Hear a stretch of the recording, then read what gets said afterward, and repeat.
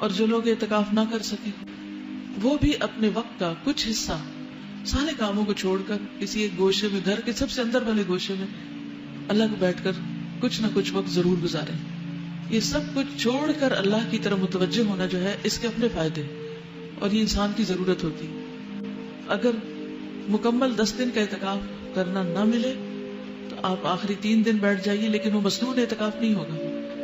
اگر وہ نہ ہو تو آخری 1 دن بیٹھ جائیے، اگر 1 دن نہیں تو چند گھنٹے کے لیے بیٹھ جائیے، لیکن کچھ وقت تنہائی میں ضرور گزاریے، عبادت کی حالت میں، روزے کے ساتھ.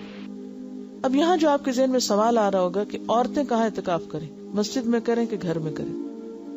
تو بات یہ ہے کہ اعتکاف تو مسجد ہی میں ہے، لیکن اگر کسی مسجد میں یا قریب میں کوئی ایسی جگہ ہے ہی نہیں، یعنی مسجد میں تو عموماً بعض اوقات عورتوں کی نماز پڑھنے کی جگہ نہیں، تو اعتکاف کی جگہ کہاں ہوگی؟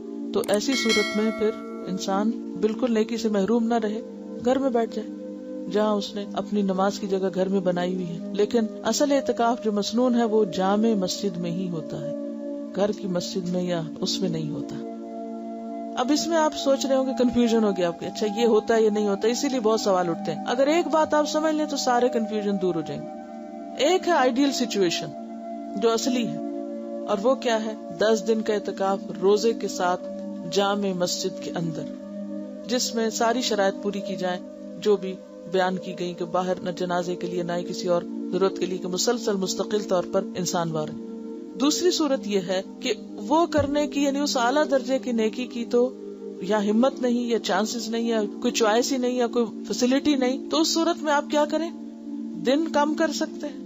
اگر کسی کو کوئی ایسا شرعی عذر ہے کہ روزہ نہیں رکھ رہا، تو سوچتا چلو میں ایک جگہ بیٹھ کے عبادت کر لوں، مسجد میں نہیں تو گھر میں بیٹھ جائے. وہ پھر کیا ہے؟ کنوینئنس کا اعتکاف ہے. ٹھیک ہے، تو کنوینئنس میں تو پھر آپ 1 دن کا کر لیں، گھر میں بیٹھ کے کر لیں، کھانا بھی پکا لیں اور آ کے اپنی جگہ پہ بھی بیٹھ جائیں، پھر وہ ایک دوسری صورت ہے.